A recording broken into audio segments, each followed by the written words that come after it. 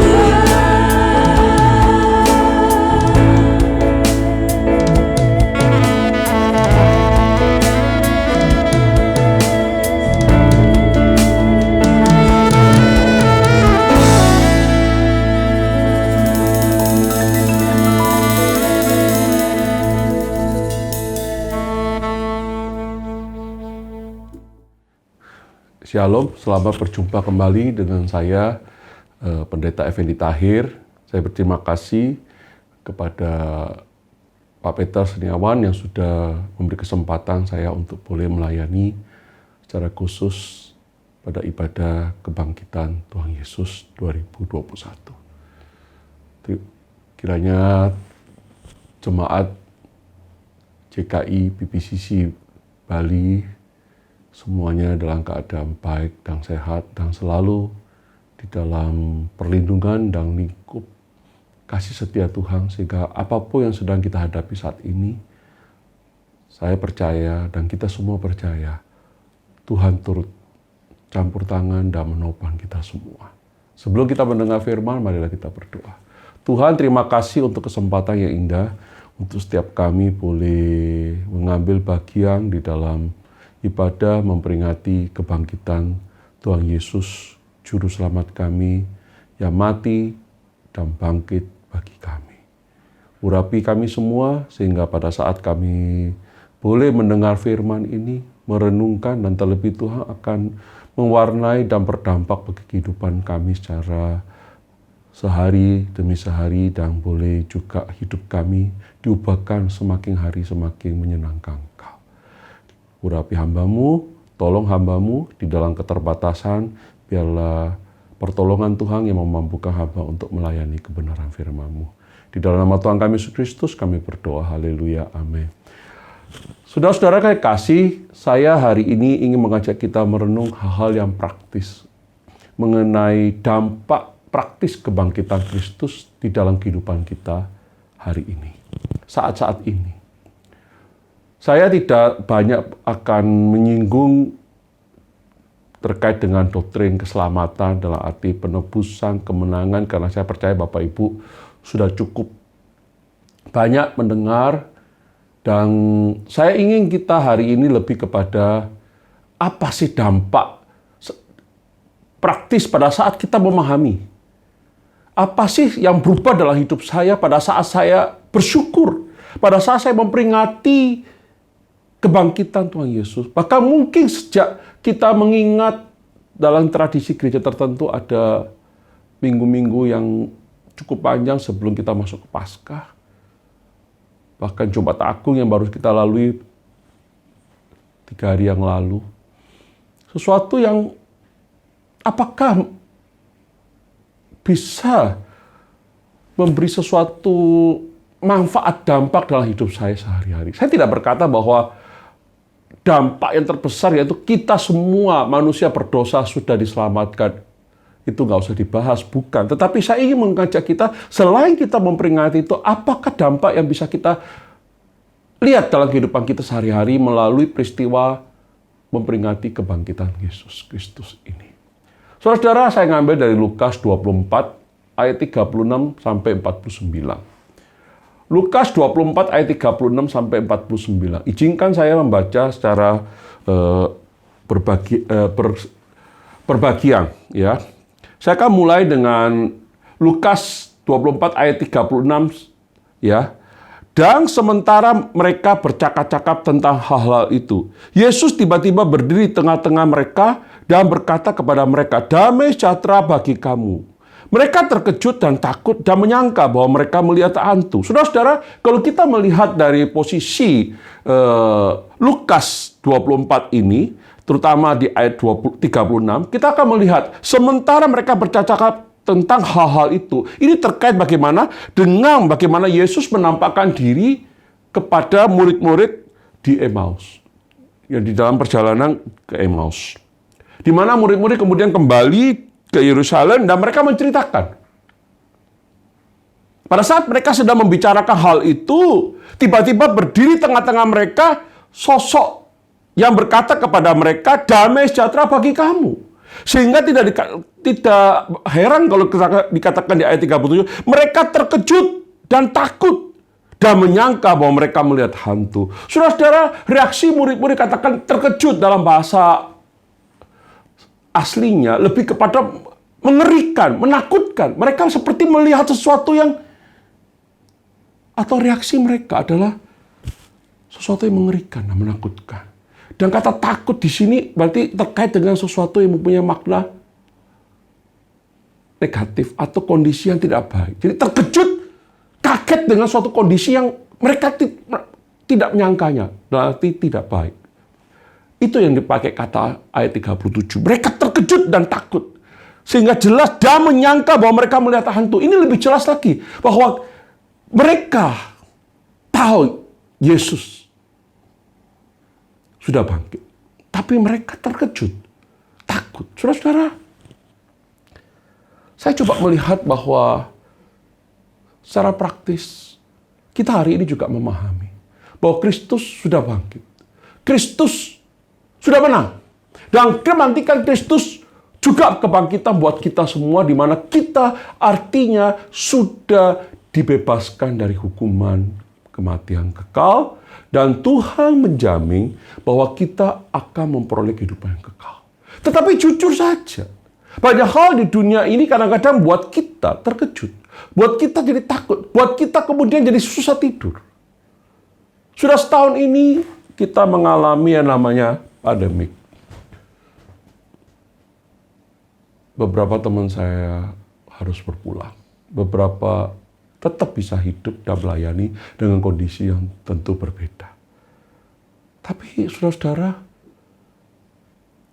terlepas dari apa yang kita hadapi hari ini, kalau hari ini kita menyadari bahwa Yesus sudah menang di kayu salib, Yesus sudah berkorban untuk kita, dan penyelamatan Yesus, pengorbanan Yesus adalah pengorbanan yang sempurna, kemenangan Yesus adalah kemenangan yang sempurna, maka apapun yang terjadi di dunia ini sebenarnya tidak bisa dibandingkan dengan pengorbanan dan kemenangan Kristus. Saudara, murid-murid yang hidup bersama dengan Kristus, pada saat mereka tahu, mereka sudah diajari, dan mereka mengalami penglihatan seperti pada saat bertemu dengan Kristus, mereka juga takut, terkejut. Saudara, artinya, seberapa hebatnya engkau dan saya, ada hal yang bisa membuat kita jadi kaget, terkejut, dan mungkin takut. Tetapi biarlah melalui ibadah peringatan kebangkitan Kristus ini, saya mengajak kita ada setidaknya 3 hal yang mungkin bisa berdampak secara praktis bagi kehidupan kita sebagai orang percaya. Yang pertama, Bapak Ibu perhatikan ayat yang 38. Saya akan bacakan selanjutnya 38 sampai 41. Ya, demikian firman Tuhan. Akan tetapi ia berkata kepada mereka, ia di sini Yesus, "Mengapa kamu terkejut? Dan apa sebabnya timbul keraguan-raguan di dalam hati kamu?" Ayat 39, "Lihatlah tanganku dan kakiku. Aku sendirilah ini, rapalah aku dan lihatlah. Karena hantu tidak ada daging dan tulangnya, seperti yang kamu lihat ada padaku." Sambil berkata demikian, ia memperlihatkan tangan dan kakinya kepada mereka. Dan ketika mereka belum percaya karena kiranya dan masih heran, berkatalah ia kepada mereka, "Adakah makanan di sini?" Lalu 42, perhatikan. Lalu mereka memberikan kepadanya sepotong ikan goreng, dan ia mengambilnya dan memakannya di depan mata mereka. Fokus kita coba kita perhatikan ke ayatnya yang 38. Ya. Akan tetapi ia berkata kepada mereka, "Mengapa kamu terkejut? Dan apa sebabnya timbul keraguan-raguan di dalam hati kamu?" Saudara-saudara, pada saat Yesus melihat reaksi murid-murid, Yesus memberi 2 pertanyaan kepada mereka. Mengapa engkau terkejut? Kata terkejut di sini adalah sesuatu yang mempunyai nuansa, mengapa engkau terintimidasi? Mengapa engkau terganggu? Mengapa engkau punya masalah dengan kehadiranku? Kata dipakai seperti itu, taraso. Dan pertanyaan kedua, apa sebabnya timbul keraguan-raguan di dalam hati kamu? Saudara, murid-murid, kenapa mereka harus terkejut, dalam arti terintimidasi, terganggu? Mengapa mereka harus ragu-ragu? Padahal mereka murid Yesus. Saudara, kemudian Yesus memberikan bukti. Lihatlah tanganku, kakiku. Aku sendirilah ia. Ini, rapalah aku dan lihatlah. Karena hantu tidak ada daging dan tulangnya, seperti yang kamu lihat ada padaku. Sambil Berkata demikian, ia memperlihatkan tangan dan kakinya pada mereka. Saudara-saudara, perhatikan baik-baik. Reaksi murid-murid apa dia? Dan mereka belum percaya. Dan ketika mereka belum percaya, karena kiranya dan masih heran, berkatalah ia kepada mereka, adakah padamu makanan di sini? Saudara-saudara, kita melihat satu hal di sini, bahwa murid-murid sama seperti kita. Kadang-kadang peristiwa yang hebat terjadi di hidup kita bisa menggoncangkan iman kita. Bisa menggoyahkan iman kita. Saya tidak berkata bahwa Bapak Ibu kehilangan iman. Tapi Bapak Ibu mulai timbul keraguan-raguan. Bapak Ibu dan saya mungkin hidup kita mulai ada ketakutan. Kenapa Tuhan? Kita mulai ragu-ragu. Apakah betul rencana Tuhan? Apakah betul Tuhan itu akan melakukan hal ini seperti yang dijanjikan? Apakah betul Tuhanku masih ambil bagian, berkuasa, campur tangan dalam hidup saya? Saudara-saudara, murid-murid mengalami seperti itu.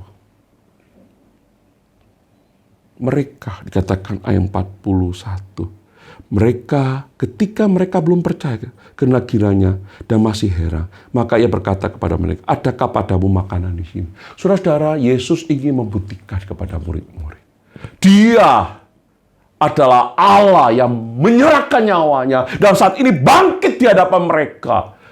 Dan bukan sekedar Yesus menunjukkan kepada mereka bahwa tangan kakinya ya ada bekas luka. Yesus juga menunjukkan, menjelaskan kepada mereka bahwa dia bukan hantu, karena hantu tidak punya daging dan tulangnya. Maka Yesus berkata kepada mereka, adakah makanan padamu? Lalu mereka memberikan padanya sepotong ikan goreng dan mengambilnya dan memakannya di depan mata mereka. Artinya apa, saudara-saudara? Apakah kita terlalu nganggur harus mencatat bahwa Yesus bangkit dan hanya untuk makan? Bukan. Tentu mempunyai makna yang lain. Artinya Yesus ingin membuktikan, firman ini membuktikan kepada kita bahwa Yesus betul-betul bangkit. Murid-murid tahu, murid-murid ngerti bahwa Yesus pernah kumpul dengan dia, makan bersama mereka. Dan untuk membuktikan bahwa dia hidup, dia makan. Saudara, dampak pertama yang ingin saya bahas buat kita, dampak praktis adalah pada saat kita percaya, pada saat kita memahami kebangkitan Yesus Kristus, maka iman kita mantap. Memantapkan iman kita. Bukan sekedar kita memperingati. Bukan sekedar engkau dan saya percaya. Ya Tuhan, saya percaya engkau juru selamat. Kalau nanti saya mati, saya akan bersama engkau di surga. Saudara-saudara, tidak. Yesus pada saat di kayu salib berkata kepada salah satu penjahat, hari ini juga engkau bersama aku di Firdaus. Bersama aku. Saudara-saudara, kita hari ini hidup juga bersama dengan Kristus. Immanuel. Seringkali kita berkata Immanuel. Artinya Yesus dan kita hidup bersama. Yesus Tuhan, Roh Kudus, Allah Bapa hadir dalam kehidupan kita. Bersama dengan kita. Allah menyertai kita. Saudara, seringkali kita lupa itu. Tuhan kita, pada saat kita memahami bahwa dia bangkit dan hidup. Murid-murid tahu pada saat Yesus meminta dan makan, membuktikan bukti yang paling otentik bahwa dia hidup. Dia makan bersama murid-murid. Saudara, bukan sekedar dia menunjukkan kaki tangannya. Bukan sekedar dia menyapa mereka, tapi dia makan. Pada saat murid-murid masih tertegung, masih belum percaya, dalam arti belum percaya itu dalam proses menuju percaya, karena Yesus berkata kepada mereka, Yesus langsung membuktikan dengan satu yang lain lagi. Yesus hidup dengan meminta makanan. Saudara-saudara, suatu peristiwa yang simpel, tapi mempunyai makna yang begitu dalam. Engkau dan saya memiliki Tuhan, Yesus yang hidup. Bukan sekedar hadir, tapi hidup. Dia mati bukan karena dia kalah, tapi dia menyerahkan nyawanya dan dia berjanji dia akan bangkit dan hidup. Itulah Yesus Tuhan kita. Kalau engkau dan saya memaknai ini, maka apapun yang terjadi dalam proses kehidupan kita saat ini, kesulitan, pergumulan, penderitaan, mungkin kematian sekalipun, engkau dan saya tidak akan pernah kehilangan iman kita. Iman kita akan semakin mantap, memantapkan keyakinan kita, Yesus Tuhanku. Kita tidak seperti murid-murid terkejut, terintimidasi, merasa ada masalah. Oh tidak. Pada saat kita memperingati rangkaian ibadah Paskah, biarlah kita mulai semakin melihat hati kita. Ya Tuhan, mungkin selama ini aku mulai goyah. Aku mulai timbul keraguan-keraguan. Aku mulai jauh dengan Engkau. Tapi biarlah melalui ibadah pada pagi hari ini, kita dimantapkan bahwa iman kita kepada Yesus yang mati dan hidup harus semakin kuat. Bukan saja pada saat nanti kita akan mati dan bertemu Dia. Pada saat kita hidup di dunia ini pun, Dia sudah hadir di dalam kehidupan kita. Hidup di dalam hidup kita. Menopang kita, membantu kita, menghibur kita, membela kita. Saudara, menuntun jalan hidupku dan hidupmu.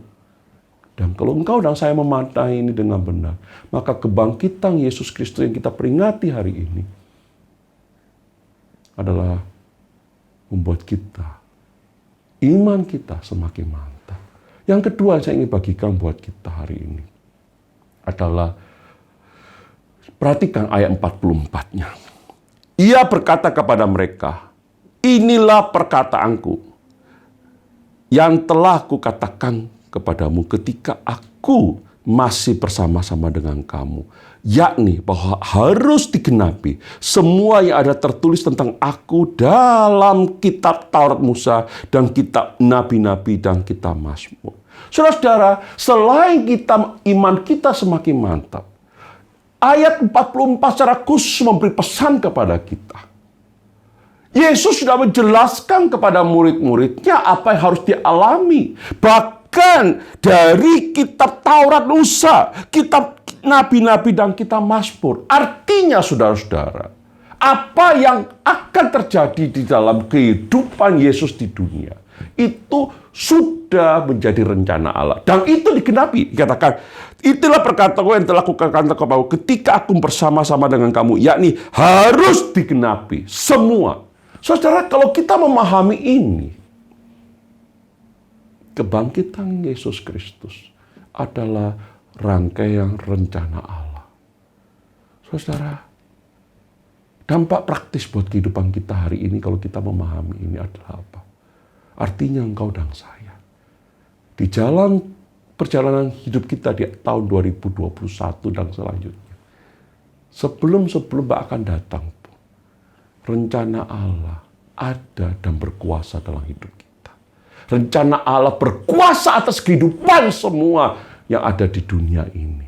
Dan teristimewa sebagai orang percaya, engkau dan saya menikmati penggenapan janji Allah. Janji Allah tidak pernah gagal. Janji Allah tidak pernah meleset. Kalau engkau dan saya memahami ini, apa yang harus kita pahami? Dan apa yang harus kita lakukan? Saya tadi mantap iman saya, semakin mantap. Yang kedua, kita semakin melalui perjalanan demi perjalanan, sesulit apapun, sehebat apapun yang harus kita hadapi, kita tahu janji Allah pasti genapi. Artinya apa? Tidak ada rencana Allah yang tidak baik. Tidak ada rencana Allah yang mencelakakan orang percaya. Semua rencana Allah bagi orang percaya adalah baik. Karena Allah itu baik. Katakan di Roma, Allah itu baik. Saudara, bagaimana engkau dan saya di dalam situasi yang sulit ini kemudian kita meragukan, Tuhan, apakah engkau masih. Kita melihat COVID, kita melihat banyak orang-orang baik menurut kita. Banyak hamba-hamba Tuhan yang terpaksa meninggal. Kemudian kita berpikir, kenapa? Saudara-saudara, banyak rahasia yang kita tidak tahu. Dan kita tidak mampu tahu. Hati kita, pikiran kita, semua terbatas.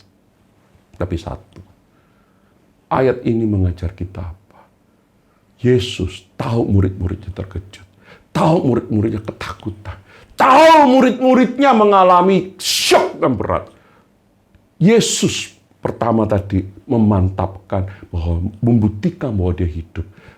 Iman murid-murid dikuatkan.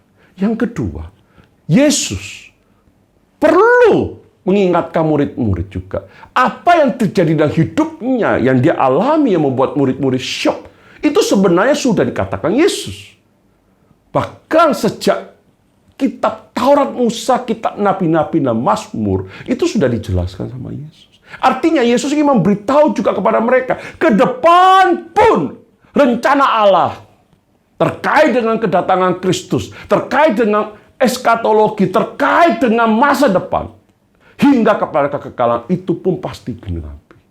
Artinya engkau dan saya dan murid-murid, pada saat kita memahami kebangkitan Kristus ini, kita semakin tahu bahwa janji Allah itu pasti digenapi. Dan kebangkitan Kristus membuktikan bahwa janji Allah tidak pernah gagal. Saudara, ini berbicara kepada ke depan. Seorang penulis, yaitu Pak Kris Marantika, dalam bukunya berkata, Alkitab itu kurang lebih berisi 1/4, 25% nubuatan. Dan 2/3-nya sudah digenapi.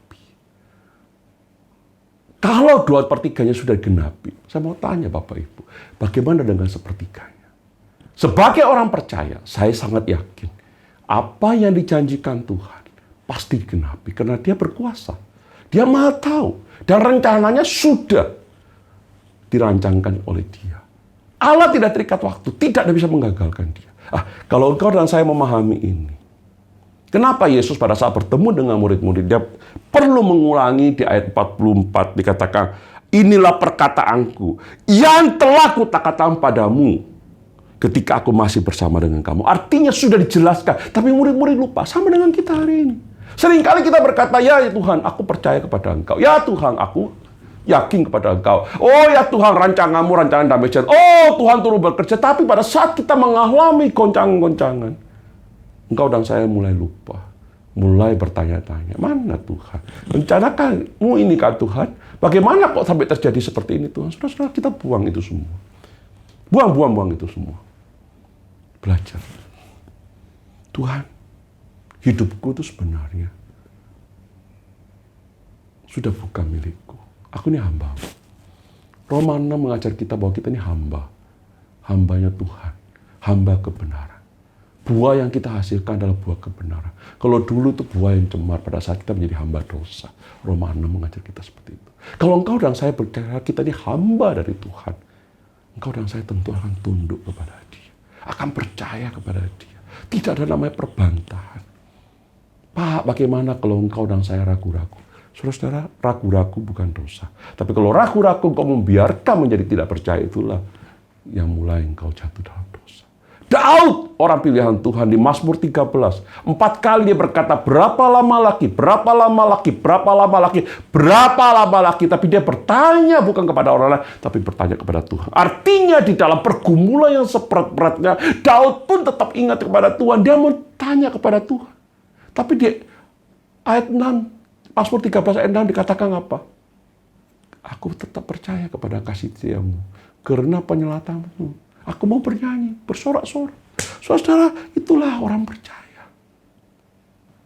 Kita diingatkan oleh Tuhan Yesus di ayat 44. Semua itu akan digenapi. Termasuk masa depan kita. Engkau dan saya sedang menuju kegenapan janji Allah. Yang berikutnya dan berikutnya. Yang terakhir saya ingin bagikan buat kita untuk berkat di ibadah kebangkitan ini adalah, saudara-saudara, perhatikan ayat 45. Setelah Yesus berkata di ayat 44, lalu Ia membuka pikiran mereka sehingga mereka mengerti kitab suci. Perhatikan, lalu Ia membuka pikiran mereka sehingga mereka mengerti kitab suci. Kata membuka pikiran mereka itu sebenarnya lebih kepada membuka pikiran mereka secara komplit.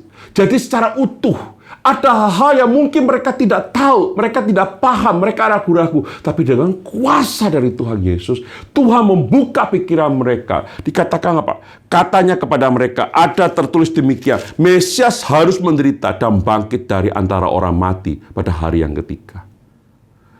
47, dan lagi dalam namanya berita tentang pertobatan dan pengampunan dosa harus disampaikan kepada segala bangsa mulai dari Yerusalem. 48, kamu adalah saksi dari semuanya ini, dan aku akan mengiring kepadamu apa yang dijanjikan Bapakku. Tetapi kamu harus tinggal di dalam kota ini sampai kamu diperlengkapi dengan kekuasaan dari tempat tinggi. Saya akan ulangi, coba kita lihat ayat 45. Setelah Yesus berkata di ayat 44, dia membuka pikiran mereka supaya mereka memahami kitab suci. Memahami di sini dan mengerti secara komplit, secara utuh. Sehingga murid-murid mengerti apa sih sebenarnya hakikat daripada firman Tuhan. Apakah hakikat dari kedatangan Kristus, yaitu Injil, kabar baik. Sehingga dikatakan yang 46, oke? Ada tertulis di Mesias harus menderita dan bangkit dari antara orang mati dan pada hari yang ketiga. Dan lagi, artinya ini satu paket dengan ayat 47. Dan dalam namanya berita tentang pertobatan dan pengampunan Allah harus disampaikan kepada segala bangsa mulai dari Yerusalem. Saudara-saudara, selain kita dimantapkan iman kita dengan kebangkitan daripada Yesus Kristus, peringatan kebangkitan, juga kita semakin hidup melihat masa depan bahwa penggenapan janji Allah itu pasti terjadi.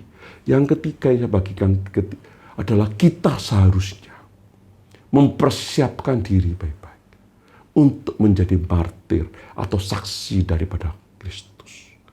Kata martir bukan bicara hanya kita, martir itu orang langsung takut, aku takut mati, bukan. Martir itu saksi. Kalaupun kita harus mati untuk menjadi saksi Kristus, itu adalah harga yang harus kita bayar.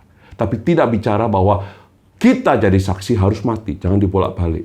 Jadi saudara-saudara, Yesus ingin pada saat murid-murid bertemu dengan Kristus, bukan itu saja, ada suatu tugas, ada suatu tanggung jawab yang Tuhan ingin, yaitu murid-murid pada saat mereka mengerti firman Tuhan, mengerti mengenai Injil, mereka harus menyampaikan kepada segala bangsa. Ini tugas buat kita hari ini juga. Engkau dan saya sudah mengerti tentang pertobatan. Engkau dan saya mengerti tentang pengampunan. Engkau dan saya bersyukur atas karya Tuhan Yesus buat kehidupan kita. Saatnya engkau dan saya harus mempersiapkan diri dan melakukan pemberitaan firman Tuhan. Memberitakan Injil keselamatan.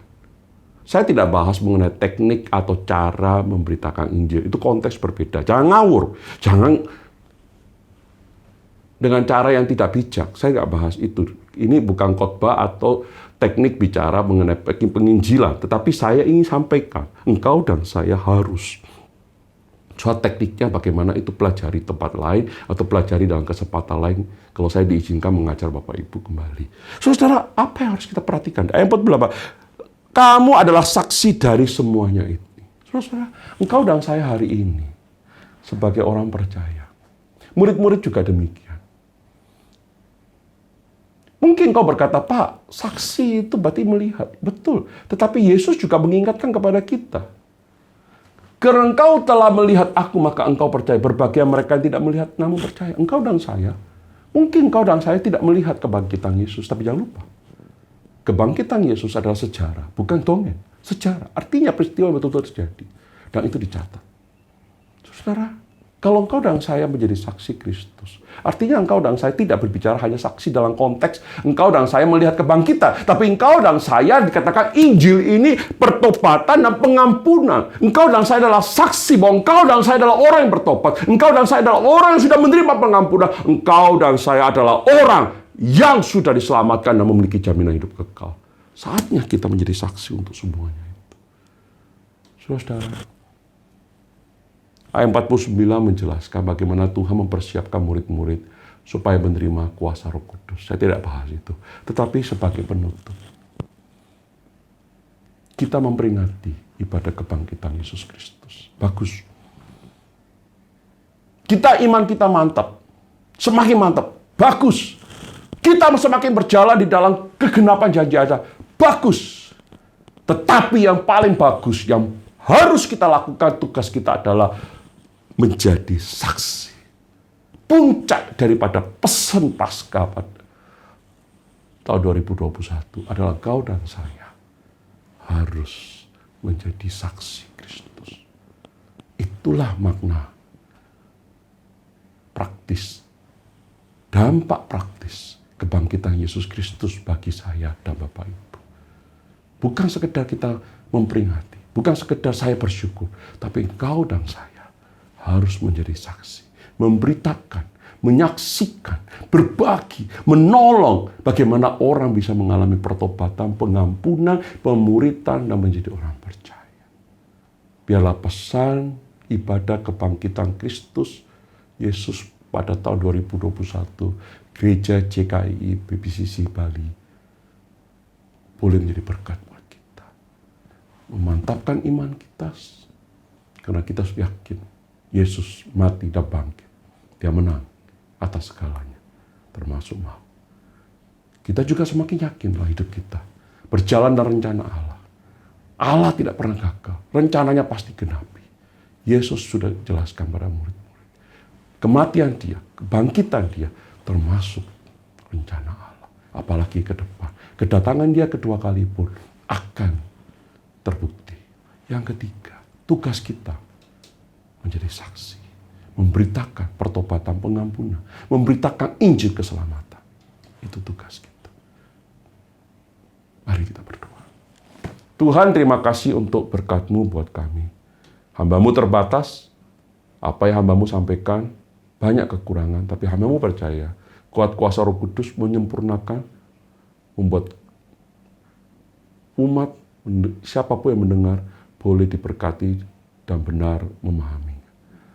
Urapi setiap kami yang sudah menerima firman-Mu dan pakai hidup kami untuk menjadi saksi Kristus. Kami bersyukur di dalam nama Tuhan kami Yesus Kristus, hamba-Mu berdoa. Haleluya. Amin. Tuhan Yesus memberkati. Gembala Sidang dan seluruh jemaat mengucapkan terima kasih untuk pelayanan Pastor Effendi Tahir yang telah memberkati kita pada ibadah perayaan hari ini. Kiranya firman Tuhan yang kita dengar hari ini membuat kita semakin memaknai kebangkitan Kristus yang luar biasa. Papa Mama jangan lupa ya, setelah ibadah ini, ibadah online Abakit spesial ibadah kebangkitan akan segera dimulai. Papa Mama tetap menolong adik-adik untuk dapat beribadah bersama dengan kami di link Ada Jawaban TV. Solution Talk Show setiap hari Kamis. Jangan lupa diklik Ada Jawaban TV, di like, comment, subscribe, dan share untuk dapat memberkati banyak orang. TDJ Online setiap hari Sabtu. Teman-teman tetap ya ikutin perkembangan terbaru apa sih informasinya di media sosial TDJ. Demikianlah pengumuman untuk minggu ini dan tiba saatnya kita akan memberikan persembahan. Bapak Ibu Saudara-saudari dapat memberikan persembahan di account yang ada di bawah ini. Selamat memperingati kebangkitan Yesus untuk kita semua. Selamat hari Minggu, Tuhan Yesus memberkati.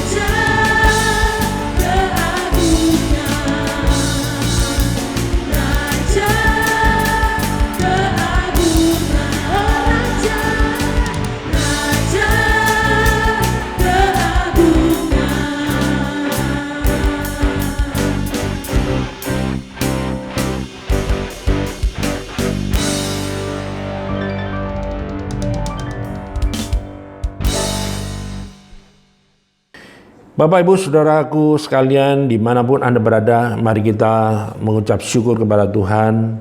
Kita menaikkan doa dan permohonan atas berkat Tuhan dalam kehidupan kita semua. Mari kita berdoa. Bapa di dalam surga, di dalam nama Tuhan Yesus kami mengucap syukur kepadamu Tuhan, sebab Tuhan terlalu baik atas kehidupan kami. Kami menerima kasih anugerah yang melimpah daripadamu. Terima kasih Tuhan buat penyertaan-Mu, perlindungan Tuhan atas kehidupan kami sekeluarga. Dimanapun berada Tuhan, ketika kami dalam keadaan tertekan, dalam kesesakan, dalam kesulitan, Tuhan Engkau selalu ada bersama dengan kami. Kami mengucap syukur Tuhan, Tuhan tidak pernah meninggalkan hidup kami. Terima kasih Bapa, kami boleh menerima berkat daripadamu. Tuhan memberkati Engkau dan melindungi Engkau. Tuhan menyinari Engkau dengan wajahnya dan memberi Engkau kasih karunia. Tuhan menghadapkan wajahnya kepadamu dan memberi Engkau damai sejahtera. Diberkati engkau di kota, diberkati engkau di ladang, diberkati buah kandunganmu, diberkati hasil bumimu dan hasil ternakmu, diberkati bakulmu dan tempat adonanmu, diberkati engkau pada waktu masuk, diberkati engkau pada waktu keluar. Tuhan memerintahkan berkat atasmu dalam lumbungmu, dalam segala usahamu, memberkati engkau di negeri yang diberikan kepadamu oleh Tuhan, dan Tuhan menetapkan engkau menjadi umatnya yang kudus, seperti yang dijanjikannya dengan sumpah kepadamu, jika engkau berpegang pada perintah Tuhan dan hidup menurut jalan yang ditunjukkannya. Maka semua berkat-berkat ini akan datang kepadamu dan menjadi bagianmu jika engkau mendengarkan suara Tuhan dan melakukan kehendak Bapa dengan setia. Mari Bapak Ibu sekalian, kita mengangkat tangan, kita mengucap syukur, kita boleh menerima berkat, yaitu damai, sejahtera dan sukacita dari Bapa Surgawi, kasih setia, kebaikan, kemurahan, dan anugerah dari Tuhan Yesus. Di dalam persekutuan oleh kuasa Roh Kudus yang menolong kita, menuntun langkah hidup kita, mulai sekarang sampai selama-lamanya. Di dalam nama Tuhan Yesus Kristus, kita mengucap syukur dan kita boleh berkata bersama-sama, haleluya, amin. Selamat hari Minggu, selamat beraktivitas bersama dengan keluarga masing-masing di rumah. Tetap mengucap syukur, tetap bertahan, tetap semangat. Tuhan Yesus selalu memberkati saudara semua. Haleluya. Amin.